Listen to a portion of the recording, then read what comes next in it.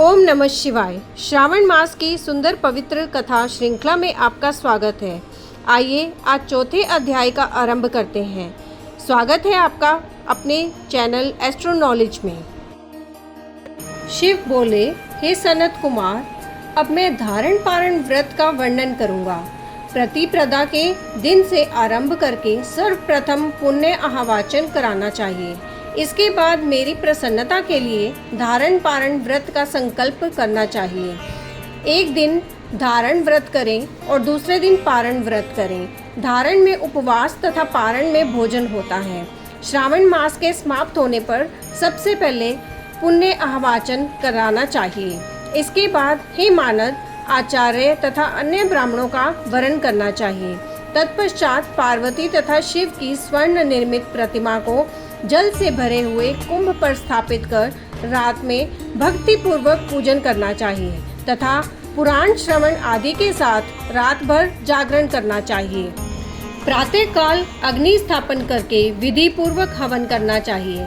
त्र्यंबक इस मंत्र से तिल मिश्रित भात की आहुति डालनी चाहिए। उसी प्रकार शिव गायत्री मंत्र से घृत मिश्रित भात की आहुति डालें और पुनः षडाक्षर मंत्र से खीर की आहुति प्रदान करें। तदनंतर पूर्ण आहुति देकर हवन शेष का समापन करना चाहिए। इसके बाद ब्राह्मणों को भोजन कराना चाहिए तथा साथ ही आचार्य की पूजा करनी चाहिए। हे महाभाग, इस प्रकार से उद्यापन संपन्न करके मनुष्य ब्रह्म हत्या आदि पातकों से मुक्त हो जाता है। इसमें कोई संदेह नहीं है। अतएव इस महाव्रत को अवश्य करना चाहिए। हे मुने, अब श्रावण मास में उपवास की विधि को आदर पूर्वक सुनिए। प्रतिपदा के दिन प्रातःकाल इस व्रत का संकल्प करें। स्त्री हो या पुरुष, मन तथा इंद्रियों को नियंत्रित करके इस व्रत को करें। अमावस्या तिथि को लोक का कल्याण करने वाले वृषध्वज शंकर की अर्चना पूजा षोडश उपचारों से करें।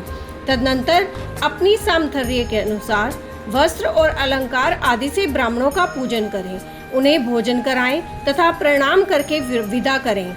इस प्रकार से किया गया मास उपवास व्रत मेरी प्रसन्नता कराने वाला होता है। हे सनत कुमार, मनुष्यों को सभी सिद्धियां प्रदान करने वाले लक्ष्य संख्या परिमित रुद्रवर्ती व्रत के विधान को सावधान होकर सुनिए। अत्यंत आदर पूर्वक कपास के 11 तंतुओं से बत्तियां बनानी चाहिए। वे रुद्रवर्ती नाम वाली बत्तियां मुझे प्रसन्न करने वाली हैं। मैं श्रावण मास में भक्ति पूर्वक डिवॉन के देव गुरु गौरीपति महादेव का इन 1 लक्ष्य संख्या वाली बत्तियों से निराजन करूंगा।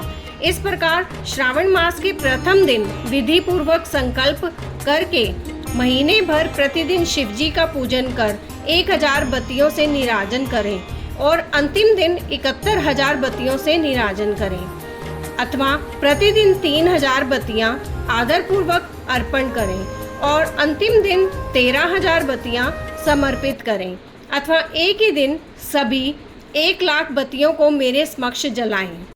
प्रचुर मात्रा में घृत में भिगोई जो स्निग्ध बत्तियां होती हैं वे मुझे प्रिय हैं। तत्पश्चात मुझे विश्वेश्वर का पूजन करके कथा श्रवण करें। सनत कुमार बोले, हे देव, हे जगन्नाथ, कृपा करके आप मुझे इस व्रत का संक्षेप में बताएं। हे प्रभु, इस व्रत को सर्वप्रथम किसने किया तथा इसके उद्यापन में क्या विधि होती है?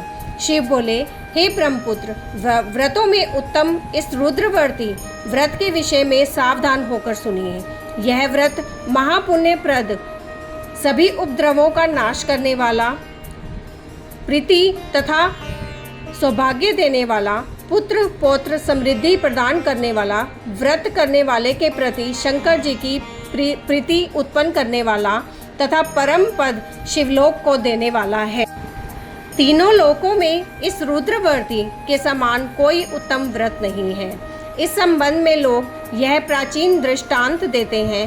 क्षिप्रा नदी के रम्य तट पर उज्जैनी नामक सुंदर नगरी थी। उस नगरी में सुगंधा नामक एक परम सुंदरी वीरांगना थी।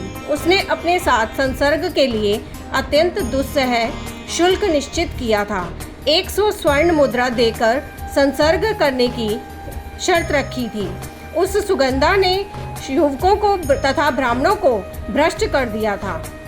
उसने राजाओं तथा राजकुमारों को नग्न करके उनके आभूषण आदि लेकर उनका बहुत तिरस्कार किया था।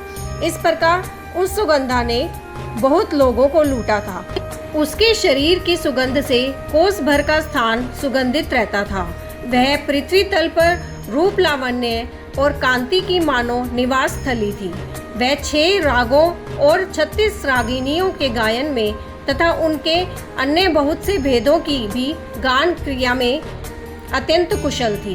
वह नृत्य में रंभा आदि देवांगनाओं को भी तिरस्कृत कर देती थी और अपने एक एक पग पर अपनी गति से हाथियों तथा हंसों का उपहास करती थी।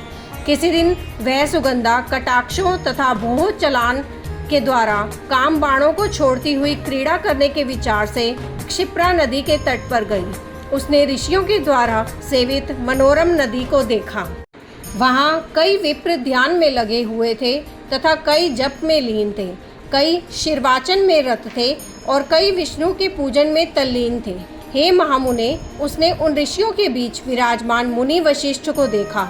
उनके दर्शन के प्रभाव से उसकी बुद्धि धर्म में प्रवृत्त हो गई। जीवन तथा विशेष रूप से विषयों से उसकी विरक्ति हो गई।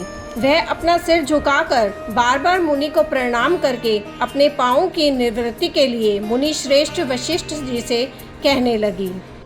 सुगंधा बोली, हे नाथ, हे नाथ, हे विपेंद्र, हे सर्व विद्या आविशारद, हे योगीश, मैंने बहुत से पाप किए हैं। अतः हे प्रभु, उन समस्त पापों के नाश के लिए मुझे उपाय बताइए।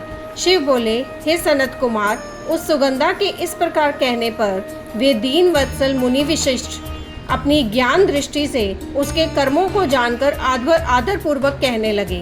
वशिष्ठ बोले, तुम सावधान होकर सुनो। जिस पुण्य से तुम्हारे पाप का पूर्ण रूप से नाश हो जाएगा, वह सब मैं तुमसे अब कह रहा हूँ। हे भद्रे, तीनों लोकों में विख्यात वाराणसी में जाओ। वहाँ जाकर तीनों लोकों में दुर्लभ महान पुण्य देने वाले तथा शिव के लिए अत्यंत प्रीतिकर रुद्रवर्ती नामक व्रत को उस क्षेत्र में करो।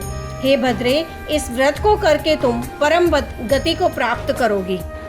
शिव बोले, तब उसने अपना धन लेकर सेवक तथा मित्र सहित काशी में जाकर वशिष्ठ के द्वारा बताए गए विधान के अनुसार व्रत किया। इस प्रकार उस व्रत के प्रभाव से वह सशरीर उस शिवलिंग में विलीन हो गई। हे सनत कुमार, इस प्रकार जो स्त्री इस परम दुर्लभ व्रत को करती है, वह जिस जिस अभीष्ट पदार्थ की इच्छा करती है उसे निस्संदेह प्राप्त करती है। हे सुव्रत, अब आप माणिक्य व्रतियों का महात्म्य सुनिए। हे विपेंद्र, उन माणिक्य व्रतियों के व्रत से स्त्री मेरे अर्धशासन की अधिकारिणी हो जाती है और महाप्रलय पर्यंत वह मेरे लिए प्रिय रहती है। अब मैं इस व्रत की संपूर्णता के लिए उद्यापन का विधान बताऊंगा।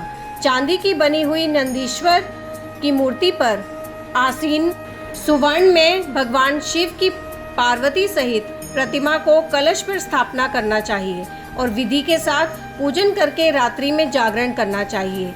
इसके बाद प्रातः काल नदी में निर्मल जल में विधि पूर्वक स्नान करके 11 ब्राह्मणों सहित आचार्य का वर्ण करना चाहिए। तत्पश्चात रुद्र सूक्त से अथवा गायत्री से अथवा मूल मंत्र से घृत, खीर तथा बेल पत्रों का हवन करना चाहिए। इसके बाद पूर्ण आहुति हवन करके आचार्य आदि की विधिवत पूजा करनी चाहिए तथा सप्तनिक 11 उत्तम विप्रों को भोजन कराना चाहिए। हे सनत कुमार, जो स्त्री इस प्रकार से व्रत करती है वह समस्त पापों से मुक्त हो जाती है। तत्पश्चात विधान पूर्वक कथा सुनकर स्थापित की गई समस्त सामग्री ब्राह्मण को दे देनी चाहिए। इससे निश्चित रूप से 1000 अश्वमेघ यज्ञों का फल प्राप्त होता है। इस प्रकार श्री स्कंद पुराण के अंतर्गत ईश्वर सनत कुमार संवाद में श्रावण मास महात्म्य में धारणा पारणा मास उपवास रुद्रवर्ती कथन नामक चौथा अध्याय पूर्ण हुआ। और ये थी हमारी श्रावण मास के चौथे दिन की कथा, जिसमें हमने व्रतों के धारण करने और पारण करने के बारे में सुना। हम आपसे फिर मिलेंगे अगले अध्याय में। तब तक अगर आपने अभी तक मेरे चैनल को सब्सक्राइब नहीं किया है तो कर लीजिए। ताकि आने वाले अध्याय और कहानियों के नोटिफिकेशन आपको मिल सकें। ओम नमः शिवाय।